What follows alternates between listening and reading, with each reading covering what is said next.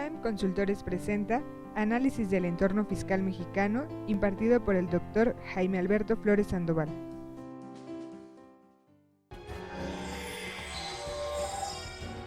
Caden Consultores, líder en consultoría empresarial y actualización profesional. De él, ¿no? Ok, bien, digo, en esta primera parte, básicamente vamos a hacer un análisis, una valoración introductoria de cómo tributan las personas físicas, las personas morales en nuestro país, de cuáles son las principales obligaciones a las que nos enfrentamos. Y la parte de los tópicos, la parte más a profundidad la iremos desarrollando en los siguientes módulos, la parte de renta, la parte de IVA, algunos esquemas de planeación fiscal patrimonial para personas físicas sobre todo. Pero hoy hacemos un análisis y una valoración del entorno, sobre todo porque nos enfrentamos a conceptos de orden técnico, técnico financiero, técnico fiscal, técnico incluso de carácter legal, en donde, bueno, pues a veces malentendemos los términos, a veces confundimos las cosas y siempre partimos para hablar de tópicos de alto impacto fiscal, quizá de la parte fundamental y de la parte básica, ¿no? De la parte que nos permita sostener después el conocimiento y empezar a generar estrategias que nos permitan optimizar lo que están haciendo los contribuyentes en el mundo. Este es el temario de esta primera parte. Y bueno, primero vamos a hablar un poco de antecedentes en donde, bueno, pues la primera circunstancia que tendríamos que establecer es que nuestro sistema fiscal es un sistema fiscal sui generis, es un sistema fiscal que además de que implica costos fiscales que si los comparamos con otras partes del mundo son elevados, tiene como característica una serie de obligaciones de carácter formal que complican el cumplimiento de obligaciones por parte de los contribuyentes. Hace un rato hablábamos en un programa de radio que tenemos en la mañana, hacíamos un análisis comparado con otros países y nos encontramos con que México es uno de los países que ocupa más tiempo en todo este tipo de cuestiones de orden administrativo, en estar cumpliendo con obligaciones de presentación de informativas, presentación de declaraciones, hoy la generación de la contabilidad, la simple elaboración de los comprobantes fiscales, anexarlos a la contabilidad. Todas esas obligaciones, además, hacen más complicado el sistema fiscal. Hay sistemas fiscales muy sencillos. Con el simple comprobante fiscal quizá tendríamos para dar soporte a todas las necesidades de las autoridades fiscales y sin embargo, bueno, es un sistema fiscal complejo. En esa valoración que hacemos cuando comparamos con otros países, este es un comparativo que se hace de México con otros países. El número de pago de impuestos al año que tenemos en México son 12, hablando nada más de pagos provisionales o de pagos mensuales, entero de impuestos o cualquier otra circunstancia equivalente, 12, más la declaración anual. En América Latina y el Caribe, 30, bueno, todavía es más complejo en aquellos países. Sin embargo, en Estados Unidos y en Alemania es de 11 y de 9, el promedio de la OCDE es de 12. Entonces, bueno, es complicado nuestro sistema fiscal, está ubicado en un nivel intermedio quizá, pero el tiempo que ocupamos para las formalidades administrativas en México, por empresa, por contribuyente, es de 337 horas al año. O sea, es un mundo de tiempo, ¿no? Es muchísimo tiempo el que dedicamos a esta circunstancia. En América Latina y el Caribe, pero bueno, es compararnos con los menos, 367. El promedio de Estados Unidos, de la OCDE, es de 175 y en Alemania 207. Entonces, pues si nos damos cuenta, prácticamente duplicamos el promedio de lo que se maneja en la OCDE en tiempo que tenemos que ocupar, que además son costos implícitos en estos esquemas de tributación. El monto total de impuestos en porcentaje respecto de las ganancias, y aquí estamos hablando de la parte de impuesto de la renta, adicionado con la parte que tenemos que pagar de seguridad social, con impuestos locales, con cualquier otro tipo de contribución. En promedio se estima que pagamos el 52.5% respecto de las utilidades. Es decir, que nuestro principal socio, incluso más socio que nosotros, es el fisco, ¿no? Es el Estado y ahí le tenemos que contribuir más. Estamos incluso por encima del promedio de potencias como Estados Unidos, como Alemania y bueno, no decir de América Latina y del Caribe. Sí se paga bastante de impuestos, no somos los que pagamos más, pero sí estamos dentro de los países que llegan a pagar más. En Francia, por ejemplo, se paga mucho más, en Dinamarca se paga mucho más, en Suiza y en Suecia, pero bueno, la retribución que ellos tienen por ese pago de impuestos es total y absolutamente distinto, ¿no? Y es una circunstancia que tendríamos que valorar. Entonces, como nos damos cuenta, hay características especiales en nuestro país, sobre todo en la parte administrativa, que nos hacen distintos a los demás países. Son tantas las obligaciones fiscales que tenemos que cumplir que a veces ni siquiera nos enteramos, ¿no? Hoy día hablamos, por ejemplo, de operaciones de partes, de operaciones relevantes, hablamos de operaciones con partes relacionadas que tendremos que empezar a reportar, hablamos de una serie de conceptos que se van generando adicionales a las que ya teníamos y que al final del día, bueno, nos colocan en un país en donde es difícil pagar nuestros impuestos. Hoy, como está considerada nuestra legislación, cuando hablamos de pagar impuestos, la primera elección que tiene que tomar el contribuyente es ¿cómo voy a tributar? ¿Cómo voy a tributar? Y entonces nos planteamos, oye, ¿cómo me conviene más? Y le preguntamos al asesor fiscal, al abogado, al contador, oye, ¿cómo me conviene pagar más? ¿Como persona física o como persona moral? Si a ustedes les preguntaran, oye, contador, ¿y cómo le hago? Oye, abogado, ¿cómo le hago para pagar impuestos? ¿Me recomiendas que tribute como persona física? ¿Me recomiendas que tribute como persona moral? ¿Ustedes cómo recomendarían pagar impuestos a un contribuyente? Tratando de ayudarlo, ¿no? No vayan a, pues como le quiera dar en la torre, pues Yo creo que depende mucho de la actividad que vaya a desarrollar el contribuyente, depende mucho de dónde provenga su ingreso y del monto más o menos que tenga calculado que puede ser el inicio del ingreso, ¿no? Porque puede empezar con una persona física y luego puede cambiar a una persona moral si él quisiera, ¿no? Ajá. Pero creo que eso es como que son las preguntas que yo le hago al contribuyente en un principio para saber qué le digo, si una persona moral o una persona física, ¿no? O sea, hacerle un traje a la medida. Que sería quizá la idea, ¿no? Yo soy una persona que va a poner una papelería pequeña hoy de inicio. Pues yo estimo que voy a trabajar con niños de la escuela, les voy a vender monografías, folders. ¿Qué me recomiendas cómo me recomiendas que tribute? Persona física, ¿y dónde la pongo? ¿En qué régimen pondría esa persona física? Un régimen de incorporación fiscal, ¿no? Pocos ingresos, quizá menos de 2 millones de pesos. Si no expides comprobantes, expides uno global y luego no pagas el IVA, no pagas IEPS por lo que puedas vender que tenga el gravamen. Entonces me la llevo tranquila, está a todo dar, no pago renta un año, al siguiente empiezo a pagar el 10, no llevo contabilidad, entonces ese me gusta para la persona física. ¿Cuál es la problemática de tributar como persona física? ¿Qué le encuentran que no pudiera ser tan atractivo tributar como persona física? Porque finalmente, bueno, pues la papelería quedó enfrente de un grupo de empresas y le empiezan a comprar y le empiezan a pedir comprobantes y empieza a tener un buen volumen de operación y entonces de repente salta de ese régimen de incorporación fiscal con todos los beneficios fiscales, en el mismo año quizá de la Constitución, se brinca a una persona física que ya tiene que estar en el régimen, vamos a llamarle general, aunque la ley no lo llama así, de actividades empresariales. Y entonces empieza a meter, ya en temas de cumplimiento de obligaciones fiscales, a presentar declaraciones mensuales, que tiene que cumplir con la DIOT, que tiene que presentar todo lo que presenta una persona física, casi al mismo nivel que una persona moral. Y entonces empieza a complicar el tema, y cuando hablamos de personas físicas, el problema hoy es que cuando el fisco, llámese Hacienda, llámese Seguro Social, llámese Infonavit, autoridades locales por tema de impuesto sobre nóminas, predial, etcétera, etcétera, cuando llega y le dice el SAT, oye, ¿sabes qué? Pues antes estabas en el RIF, pues ya no estás en el RIF, ahora me debes IVA, me debes renta y entonces dice, no, pues ¿qué crees? Que el IVA, como yo estaba acostumbrado a gastármelo, pues me lo sigo gastando como si fuera mío y pues no lo tengo.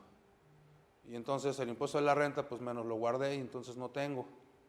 Y entonces, ¿qué va a decir el fisco con respecto a la persona física? ¿Con qué me va a responder o con qué le va a responder al fisco esa persona física? Con su patrimonio, pero ¿con cuál patrimonio? ¿Con el empresarial o con el personal?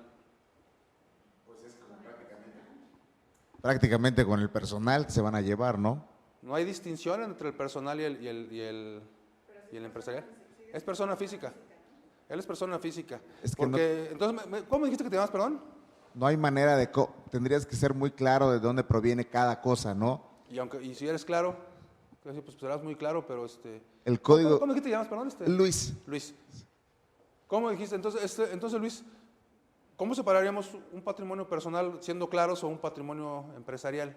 Bueno, el que proviene, por ejemplo, de donativos, a lo mejor algún legado, algo que no provenga de tu actividad empresarial, que no hizo que te enriquezca. Tú pusiste ¿no? tu empresa, operaste, te gastaste el IVA, dejaste de pagar renta y tienes obligaciones incumplidas. Y entonces llega el fisco y dice, oye, dejaste de cumplir con obligaciones fiscales. Ah, sí, pero espérame, pero la casa esa me la dejó mamá. y el otro me lo donó mi papá, y aquel me gané la lotería. Y dice, bueno, bueno, entonces eso no te lo puedo quitar. ¿Así diría el fisco? No, se va a Porque hablamos de patrimonio, ¿no? ¿Y qué comprende el patrimonio? Todos los bienes que puedas tener a tu nombre. Porque, bueno, unos casi todos.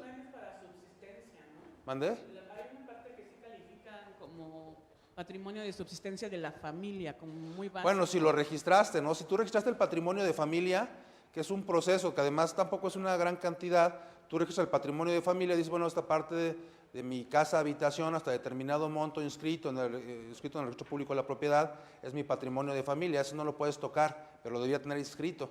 Debió haber sido en todo caso parte de una planeación patrimonial que normalmente no hacemos, ¿no? O sea, si yo les preguntaba quién tiene inscrito su patrimonio de familia, pues no lo hicimos, ¿no? Entonces no hay tal. Entonces, ¿cómo se...?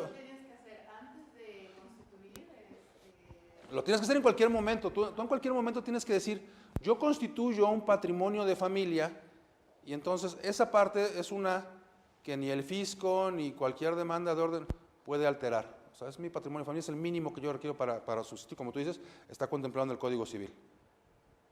Pero pues no lo registramos, ¿no? Entonces, hablando de patrimonio, me decían, bueno, entonces, ¿qué es el patrimonio? Los que son contadores, ¿dónde se encuentran el patrimonio hablando de, por ejemplo, de estados financieros? ¿Dónde nos encontramos el patrimonio? ¿El patrimonio es igual al capital? ¿Contable? ¿Sí están de acuerdo en eso? ¿Patrimonio igual a capital? ¿Capital social? ¿Capital social? O sea, nada más las aportaciones. ¿Eso es el patrimonio entonces? ¿Todo el capital contable? Sí, porque no podemos decir, hay nada más la aportación, porque entonces el dinero que tengo es convertido en qué, no es cierto. Ajá. Luego, los rendimientos que puede haber tenido por alguna inversión, por algún negocio. Entonces, ¿patrimonio es igual a capital contable? Podría decirse que sí. ¿Podría decirse, pero no se dice? O bueno, ¿O sí se dice? es que no hay una definición como tal de patrimonio, porque patrimonio es... Bueno, en términos de las normas de información financiera, incluso lo distingue. Dice, mira, patrimonio ocúpalo cuando hables de entidades no lucrativas. Y capital contable ocúpalo cuando hables de entidades lucrativas. Eso dicen las normas de información financiera. En particular, la NIFA 5, elementos de los estados financieros.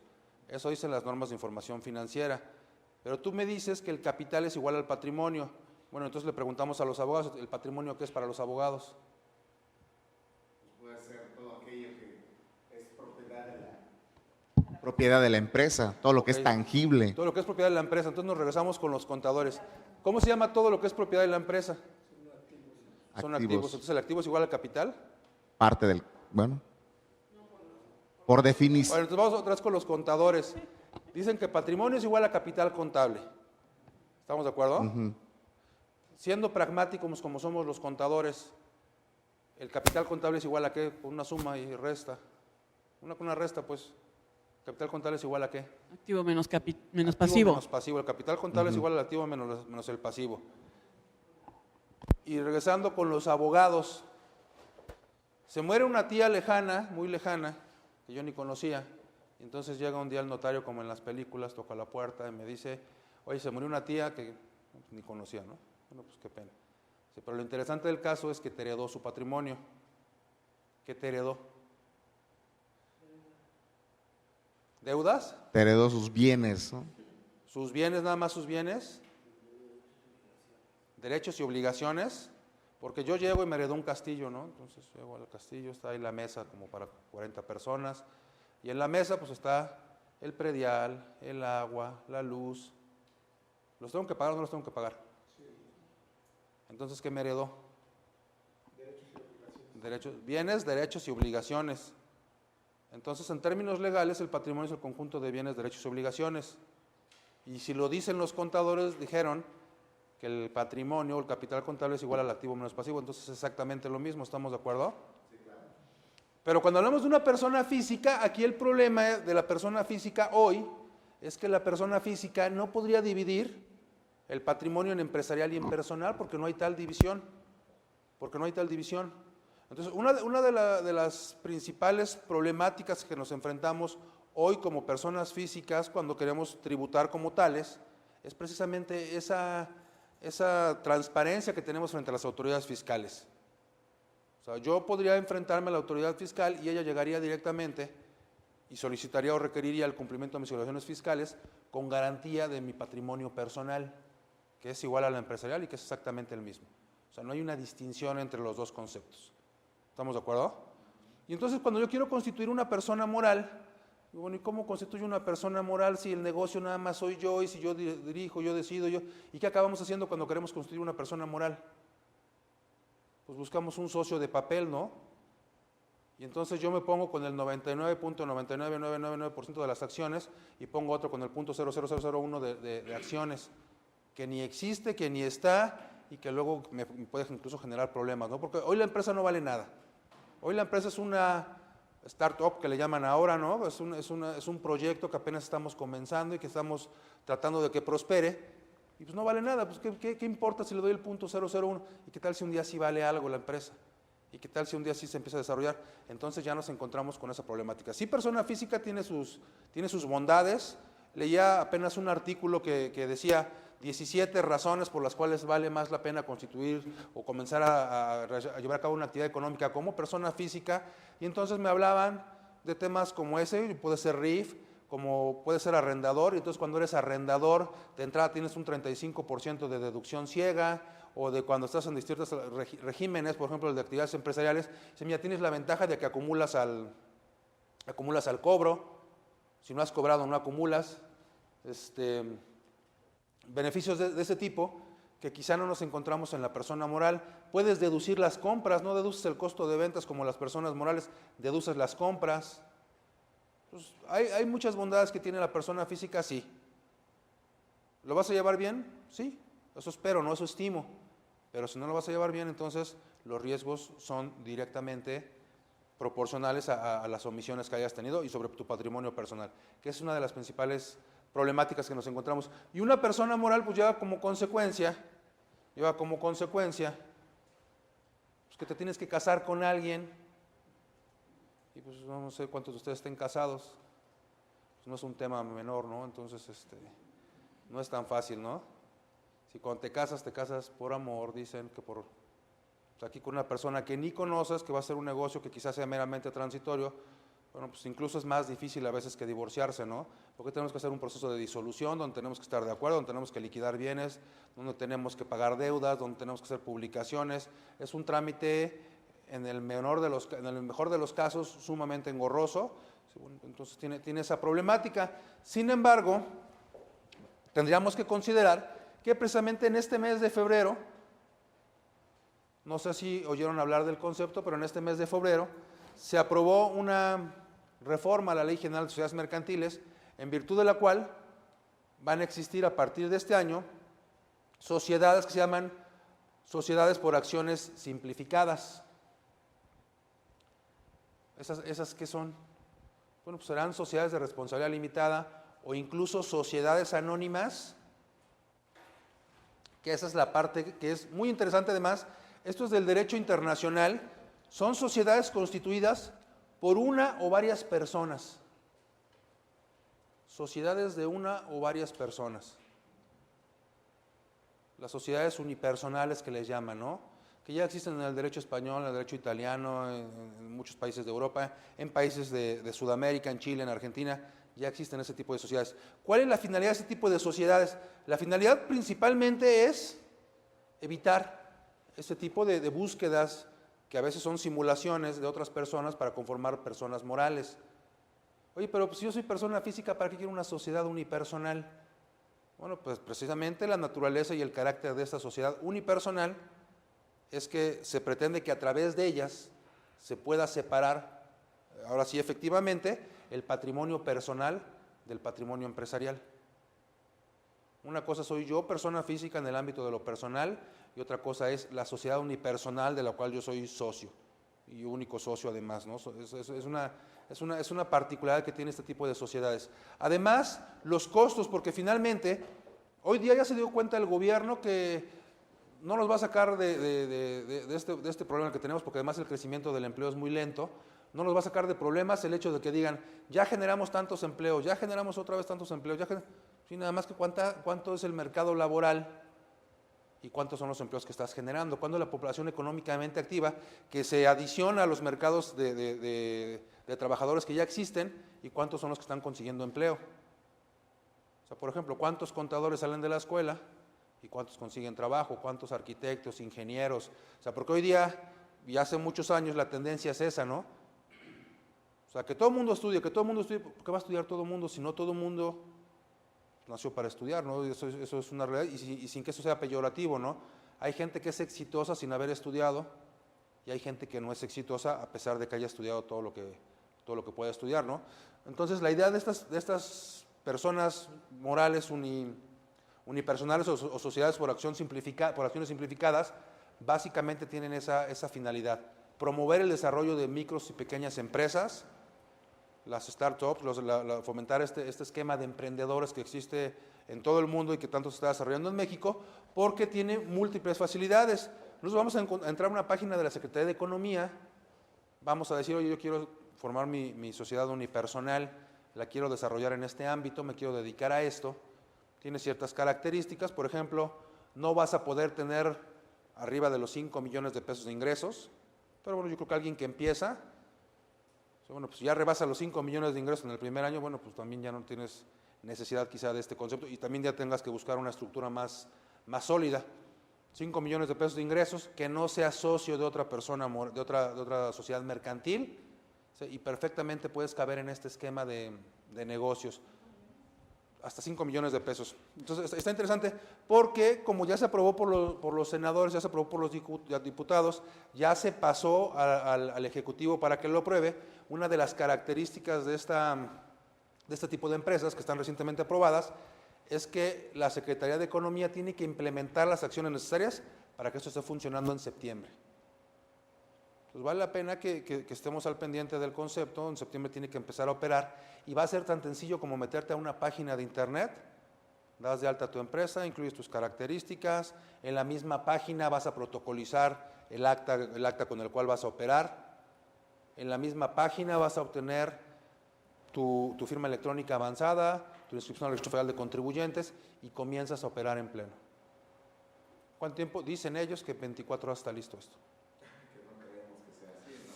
Es que se supone que es el objeto, ¿no? Que no pagues notario. Otros que le caemos mal, los contadores, que no pagues contador, que no pagues abogado, que lo constituyas rápido y que no te tengan dando vueltas en el SAT. Y estás listo para empezar a tributar como sociedad unipersonal. Entonces, bueno, o sea, vale la pena estudiar. Sobre todo hoy, vale la pena estudiar incluso conceptos de derecho fiscal comparado, ¿no? Derecho comparado. Cómo empezaron en otros países, cómo se están ocupando, para qué sirven, porque o sea, también si empezamos a aplicar por moda, oye, pues ahora ya salió, está barato, está bien, pues métete a esa. Bueno, pues ¿por qué? Pues si te sigue conviniendo el RIF, pues quédate como RIF, ¿no? Se ha ordenado nada más, a lo mejor eso te implica llevar contabilidad, habrá que esperar las características particulares que se emitan al respecto, ¿no? Tendrá que haber disposiciones fiscales, entonces, bueno, pues es un concepto interesante, novedoso, y que nos abre el panorama, ¿no? Nos abre el panorama y nos da opciones y nos podemos dar cuenta que hay cosas que se están haciendo nuevas que nos pueden ayudar, ¿no? Pero bueno, ya de hecho quitarte a los socios que no te sirven y que no son socios reales, bueno, pues ya es un avance interesante, ¿no? Y tener una persona moral, por otro lado, que separa tu patrimonio personal del empresarial, también es interesante. Por ejemplo, como comentario ahorita comentaba de las personas físicas, ¿no? Sí. Por ejemplo, el 26 del Código menciona que los contribuyentes obligados al pago del impuesto sobre la renta, en los términos del título 4, que es personas físicas. ¿El 26 dice el código? 26A del Código. Ah, ok. Ajá. Ajá. Serán responsables por las contribuciones que hubieran causado en relación de sus actividades empresariales hasta por un monto que no exceda el valor de sus activos afectos a dicha actividad. Y siempre que cumpla con todas las obligaciones de forma, por así decirlo, ¿no? Yo creo que con lo que comentabas, sí hay, o sea, es complicado separar el patrimonio personal de la empresarial, sin embargo, sí se puede, si se lleva un control desde el inicio y no, claro que si lo ponemos como ejemplo, como normalmente lo llevan los contribuyentes, no se puede porque cada quien inicia como Dios le dio a entender. Así es. Pero en estricta teoría, si tuviéramos en una utopía, sí debiste haber iniciado con la historia de un contador, sí debiste haber tenido a alguien que te controle tus financieros, hasta como persona física. Entonces, sí se puede hacer, no más que es complicado. Sí, ¿no? es complicado porque sobre todo el tema en primera instancia de omisión en el pago de contribuciones lo remitimos normalmente a IVA, ¿no? Sin meternos quizá en retenciones a IVA. Entonces, en términos del artículo 108, 109, cuando hablamos de IVA, hablamos de omisiones que nos remiten necesariamente a defraudación fiscal. Y entonces ya sales de los supuestos que por ejemplo, marca el 26A. Yo estoy de acuerdo. Oye, es que dejé de pagar renta porque pues finalmente sí vendí, sí cobré, sí pagué, pero tuve más gastos que quizá me han endeudado, que no es que he pagado por otros medios como sea, y no han sido deducibles. Debo renta, bueno, pues si tu patrimonio no es suficiente, pues, bueno, pues debes renta, no te alcanza, pues mala tarde, ¿no? Entonces, sí, ahí yo ubicaría la diferencia. Pero cuando hablamos de impuestos retenidos, recaudados, como es el caso del IVA, entonces la situación se torna distinta, ¿no? Con riesgos, ¿no? Carácter penal, y entonces a ver, separa uno y otro, ¿no? Sí, estoy de acuerdo, o sea, ese 26A del código podría ser esa separación de uno y otro concepto, ¿no? Pero bueno, sí, sí implica algo que no tuvimos y precisamente que fue lo que nos llevó a tener problemas con el fisco, ¿no? Por ejemplo, ahorita comentabas de esta que o sea, la han denominado como la SAS, ¿no?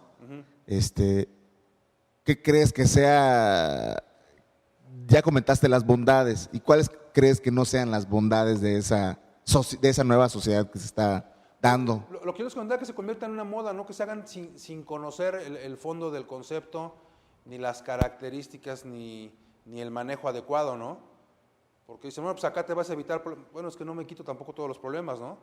Porque finalmente, que otra vez remitimos un poco más abajo del artículo que tú estás viendo, del 26A, o un poco más arriba, perdón, el 26, pues eres socio de una persona moral, y entonces en términos de la fracción tercera o de la fracción décima, los administradores, los encargados de la persona moral, pueden tener responsabilidad solidaria.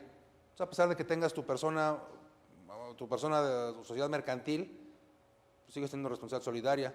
En términos del 3 como administrador o como gerente o como quien es el responsable, o de la fracción décima como socio accionista. Si no llevas contabilidad, por ejemplo, si omitiste presentar la inscripción al registro federal de contribuyentes, o si desapareces de tu domicilio sin dar aviso a las autoridades fiscales, pues eres responsable solidario. Entonces, pensar que, bueno, pues ya ahí está la barrera y esa me va a proteger y esa va a evitar que me pase algo, pues también es erróneo, ¿no? Pero aquí, por ejemplo, lo que busca quien constituye, o sea, el legislador que está buscando simplificar esta situación, evitarle que al nuevo empresario que tenga estos gastos indirectos, al final los está obligado a tenerlos, porque pues tienes que hablar con un abogado para decirle, oye, dime que si soy susceptible de estar en este tipo de sociedades y no también puedes caer tú allá en un problema, ¿no? Así es. O sea, al final tienes que pagar en asesoría, ya sea con el notario o con un abogado que no es distinto del notario, ¿no? Y obviamente con un contador, porque como es algo nuevo, tienes que saber también qué implicaciones fiscales hay, aunque pues, prácticamente sabemos que es una persona moral común y corriente, ¿no? Así es. Entonces, al final tienes ese gasto.